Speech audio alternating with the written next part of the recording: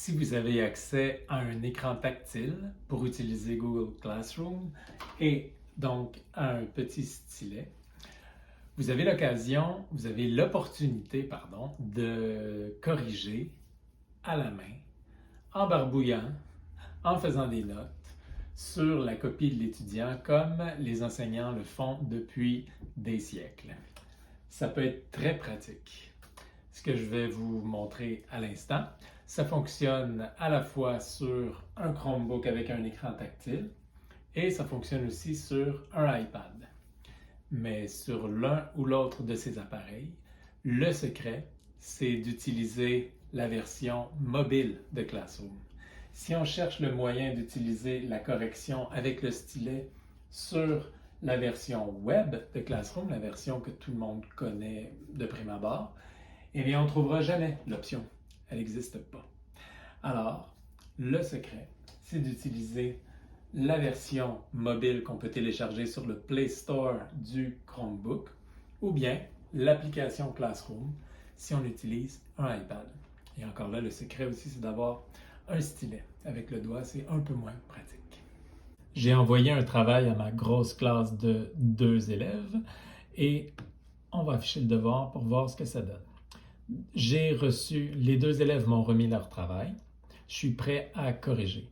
Alors, comme je disais, si je clique tout simplement sur la visionneuse de travaux, pour corriger, j'ai simplement accès au message comme ça, au message directement dans le document, à écrire carrément dans le document aussi. Et aussi, ce que je peux faire, c'est laisser des messages en utilisant l'archive des commentaires, par exemple, en laissant des messages privés à l'élève.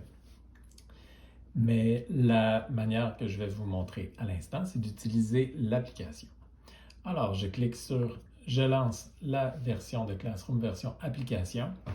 En passant, c'est important de savoir que c'est exactement le même Classroom.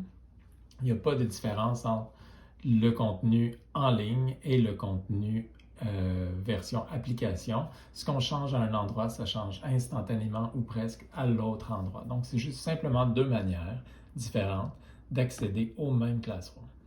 Alors, je rentre dans le même cours, je m'en vais dans Travail, chercher exactement le même travail que celui-là ici. Et voilà, on voit que mes 2 élèves l'ont remis, mais là, c'est la version Classroom, vous allez voir.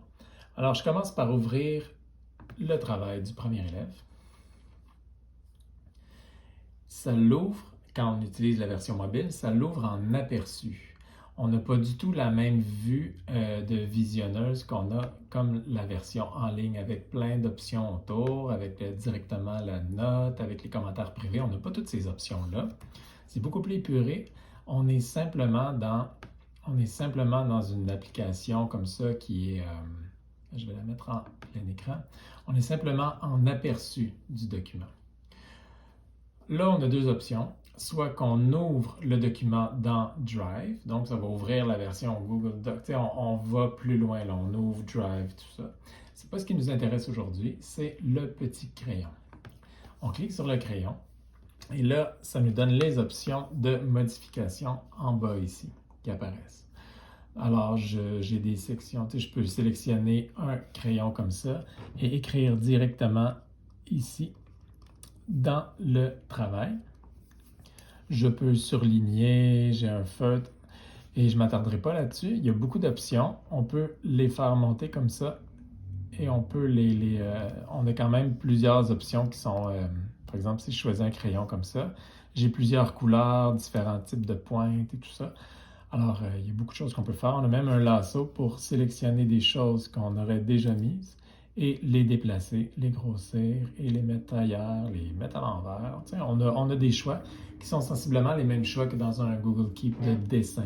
Ça ressemble beaucoup à l'option dessin qu'on a dans Google Keep. Alors, je vais ne rien sélectionner et je vais effacer la toile, ce que j'ai fait, effacer. Alors, j'ai tout remis à 0. Je peux même mettre des commentaires écrits comme ça. Un des trucs, c'est de prendre les doigts comme ça et de venir écrire au fond. On peut à ce moment-là choisir un stylo et faire un travail beaucoup plus propre là, en écrivant comme ça, en zoomant. Et ce que ça fait une fois qu'on a fait tout le travail, alors je vais finir ma correction. Ça ici, c'est parfait. Et voilà, vous comprenez que je fais un peu n'importe quoi, mais l'idée, c'est de corriger comme on l'aurait fait sur une feuille. Une fois que c'est terminé, il faut venir en haut dans le coin. On a accès à, ici, un petit disquette pour enregistrer. Et ce que ça vient faire, c'est que ça nous sort de où on était automatiquement et ça vient créer un PDF comme ça.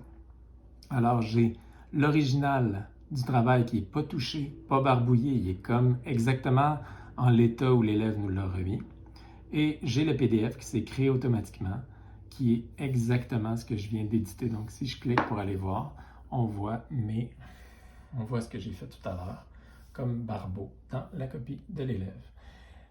Évidemment, je vous souhaite de ne pas faire, vous, des barbeaux et de faire une vraie correction pertinente.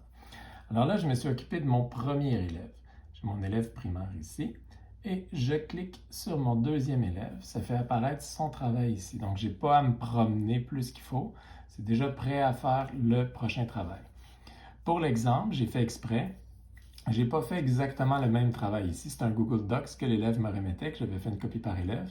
Mais ici, mon autre élève, ce qu'il m'a remis, c'est la photo de son travail sur une feuille de papier.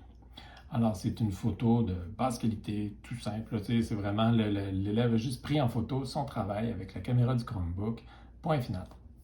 Et j'ai exactement comme tout à l'heure les options de crayon en haut ou d'aller l'ouvrir dans Google Drive. Mais moi, ce que je veux, je suis tout simplement à cliquer sur le crayon et ça vient ouvrir l'éditeur de crayon. J'ai mes options en bas ici.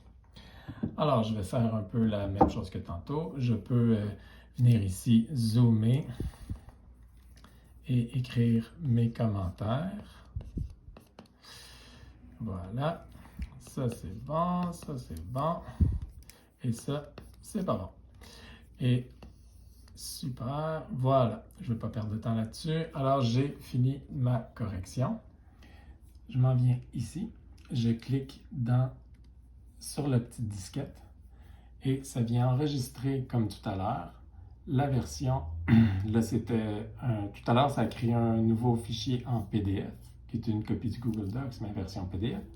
Et là, ça vient faire une autre photo qui est identique à la photo que l'élève m'a remise, mais avec mes corrections dessus. Si je clique, ça c'est ma correction et j'ai toujours le travail original de l'élève qui n'est pas changé. Alors, c'est la même chose pour l'élève. Lui, il va voir la même chose dans son travail qu'on va lui rendre. Il va retrouver exactement notre correction, tout ça. Il va pouvoir consulter les deux choses. Et il y a toujours la possibilité de retourner dans son travail pour pouvoir le modifier, l'améliorer, tenir compte de notre rétroaction. Alors, c'est tout simple. Comme ça, on peut passer d'un élève à l'autre en cliquant tout simplement sur notre liste d'élèves. On accède directement aux travaux. La seule contrainte, c'est qu'il faut utiliser la version mobile. Et c'est pas mal le seul avantage de la version mobile comparé à la version web, parce qu'il est beaucoup plus épuré et parfois plus difficile à utiliser.